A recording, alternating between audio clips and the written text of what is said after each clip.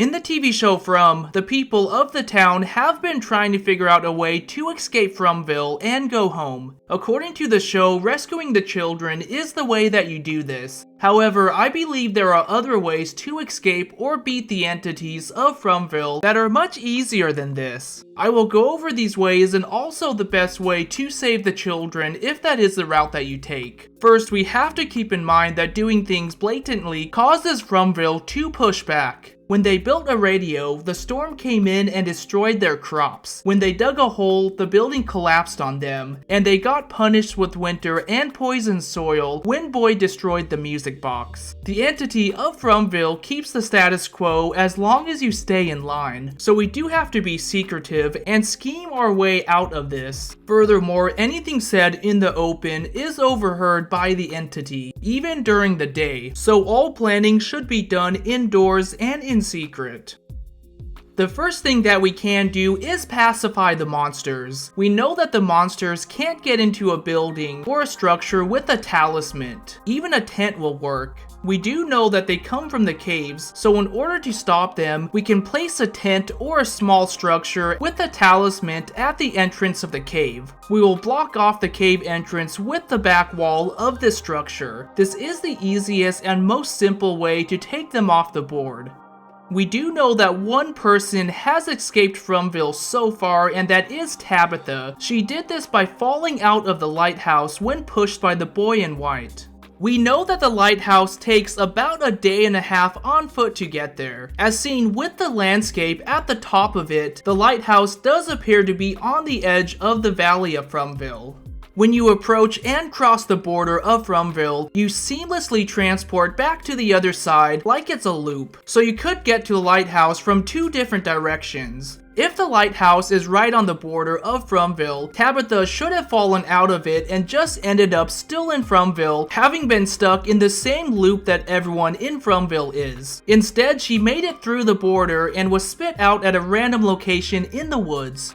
She did something never done before and crossed the border of Fromville at a height quite a bit above ground level. It seems if you pass through the edge of Fromville while falling from a height of at least a few stories, you fall over the invisible border and don't get transported to the other side, which means the looping aspect of Fromville only goes so high off of the ground, no more than maybe a few stories. So if you can cross the border at a certain height, then you get past the magical looping effect of it. So you could possibly just jump one person at a time out of the lighthouse to escape Fromville. They would all come out at random locations across the United States, but I'm sure they could meet up later for a Fromville reunion. The boy in white pushed Tabitha out at the exact correct timing to get her near Victor's dad, so it would seem there is some type of a pattern to where you end up after you leave Fromville. However, it's more important just to get out, and you don't need to stress trying to learn what this pattern is.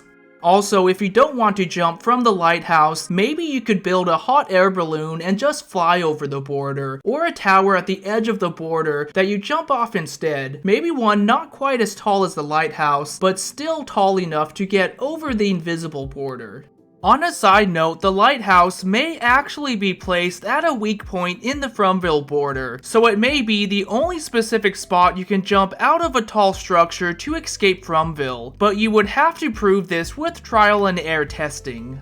Also, the entity is still alive and could transport you back to Fromville at a later date. Because of this, you would have to avoid all travel on any wooded back roads for the rest of your life. Only drive in the city, non-wooded roads, highways, or travel by air. You could still live a somewhat normal life, however, don't try to go camping ever again.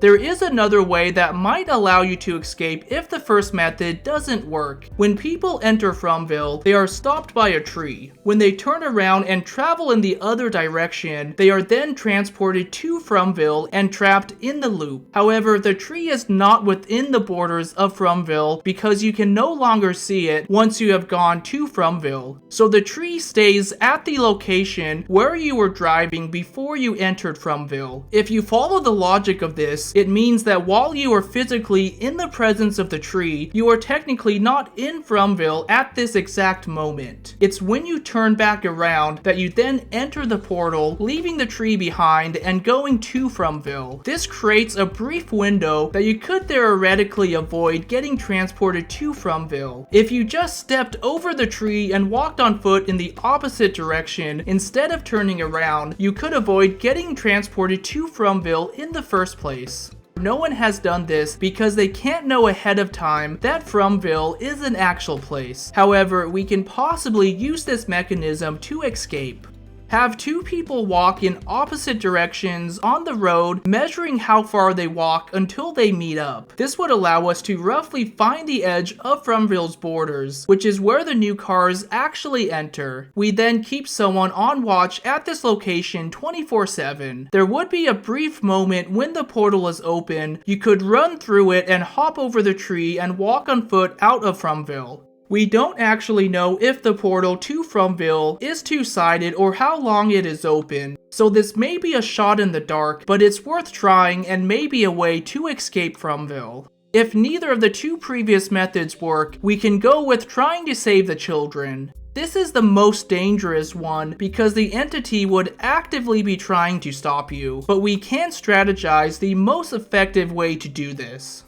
To get to the children, we have to solve the maze of Fromville. This is what Jade is trying to do, and the boy in white is trying to guide someone through it. I do have what I think is a pretty good approach to solving the maze and finding the children. Firstly, we subdue the monsters in the same way I previously mentioned. We then organize everyone into groups of 2. Every day, we send these groups out in different directions to canvass the entire valley of Fromville.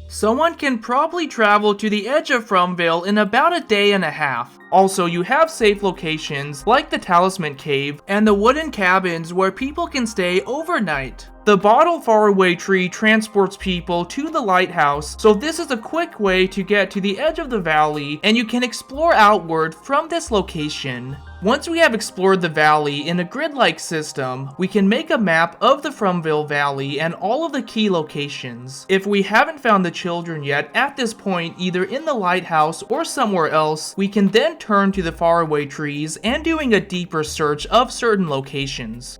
As well, those who see the boy in white will have special assignment to pursue this pathway, because the boy in white could help us speedrun our way through the maze of Fromville to the children. The Fromville Valley could also be full of various magical items or weapons that will help us along the way. The talismans keep the monsters outside of a structure, the torch allows you to enter the dungeon, and the blood curse was used to kill the smiley monster. This shows that we need to leverage the magical aspects of Fromville and seek more artifacts or magic that we could use. We can use these various artifacts that we find to take a deeper look at each location one at a time, making sure that we haven't missed the children and where they might be held captive. Some brave souls will have to search the caves during the day, but if they're quiet enough, they can move around the monsters and not wake them up. Furthermore, we will send people into the faraway tree so that they can transport to random locations and perhaps discover new places in the same way that boy discovered the dungeon by going through a faraway tree at the end of season 1. Eventually, someone will stumble upon the children, and we can then save them at this point. Just exploring until we find them may seem like a bit of a messy method. However, if you're trying to find something, you just have to look for it in the most efficient way possible. No doubt, some people will die as they run into various dangers, but exploring the valley gives us crucial intel and leads us closer to finding the children. And fresh people will keep arriving from outside of Fromville, so we shouldn't have a short supply of people until we solve the maze. Some of you may die, but it's a sacrifice I am willing to make. Eventually, we will find the children in the same way Boyd found the dungeon, and we can then save the children like the 3 in the dungeon were saved. This would defeat the entity of Fromville, and then everyone can go home. There will be sacrifices along the way, but it will all be worth it in the end. But is there a better way to escape Fromville that I did not think of? Please let me know, and have a great day.